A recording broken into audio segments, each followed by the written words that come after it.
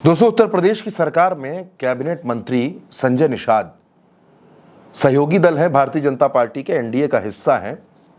अचानक उनके सुर बदलने लगे हैं।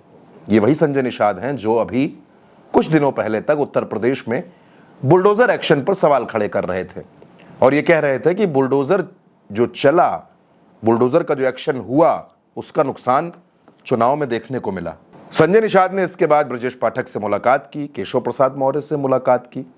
केशव प्रसाद मौर्य से पिछले 10 दिन में 2 बार मिल चुके हैं और बार बार वो ये संदेश देने की कोशिश कर रहे थे कि वो भी उत्तर प्रदेश में बेहद मजबूत हैं। उनके बेटे श्रवण निषाद गोरखपुर की चौरी चौरा सीट से विधायक हैं। वो अपनी जान का खतरा बता रहे थे, यानी उत्तर प्रदेश में कानून व्यवस्था को चुनौती दे रहे थे, कानून व्यवस्था पर सवाल खड़े कर रहे थे और ये बता रहे थे कि योगी आदित्यनाथ की सरकार में कानून का राज नहीं है। संजय निषाद ये कह रहे थे कि अधिकारी सुनते नहीं है नेताओं की। संजय निषाद कह रहे थे कि अधिकारी जो हैं वो जनप्रतिनिधियों को उतना सम्मान नहीं दे रहे, उनको तवज्जो नहीं दे रहे और हम जनता का काम नहीं कर पा रहे। दोस्तों, इन तमाम बयानों के बीच एक तस्वीर आपको और दिखाता हूं। संजय निषाद ने उत्तर प्रदेश के मुख्यमंत्री योगी आदित्यनाथ से मुलाकात की। ये उसकी तस्वीर है।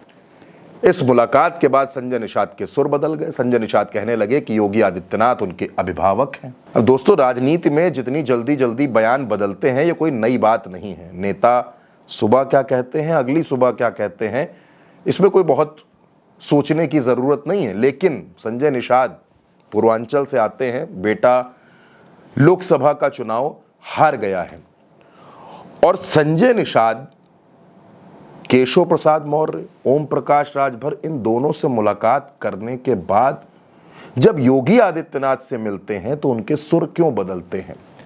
वो संजय निषाद जो कई सवाल खड़े कर रहे थे, अचानक उनका हृदय परिवर्तन, भाषा परिवर्तन, ये कैसे हुआ? दरअसल दोस्तों, इसके पीछे कई वजह हैं। आपको पता है कि उत्तर प्रदेश में 10 सीटों पर विधानसभा का उपचुनाव होने जा रहा है। संजय निषाद ये दावा करते हैं कि 2 से 3 सीटें उनको मिलेंगी चुनाव लड़ने के लिए, लेकिन अब उपचुनाव की पूरी जो कमान है वो योगी के हाथों में है। यानी योगी आदित्यनाथ की मर्जी के बिना इन सीटों पर कोई टिकट तय नहीं होगा और इस बात को संजय निषाद समझ गए। संजय निषाद को लगा कि यही सही मौका है योगी आदित्यनाथ से मिलकर भूल चूक लेनी देनी कर लेने का, स्थितियां संभालने का। लेकिन संजय निषाद सियासत के बड़े माहिर खिलाड़ी हैं।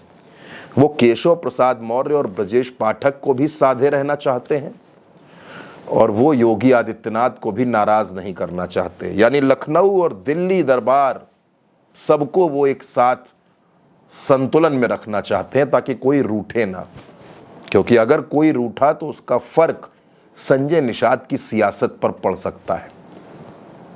अब जिस तरह से उनके बेटे ने उत्तर प्रदेश में जो विधायक हैं, उन्होंने योगी आदित्यनाथ के कानून राज पर, कानून व्यवस्था पर प्रश्न चिन्ह लगाया है, उसके बाद से भी संजय निषाद थोड़े से असहज थे।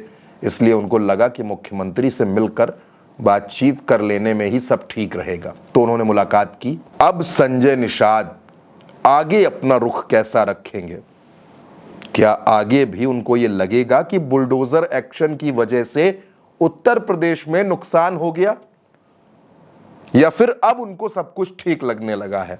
अब उनको लगने लगा है कि सब अच्छा चल रहा है, सब बढ़िया चल रहा है।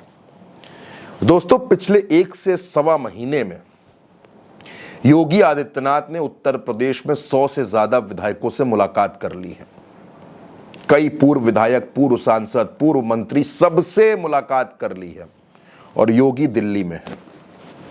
संजय निषाद को लगा कि यही सही मौका है बात करने का और अब संजय निषाद के बदले हुए सुर पर दोस्तों सियासी गलियारों में खूब चर्चाएं हो रही हैं।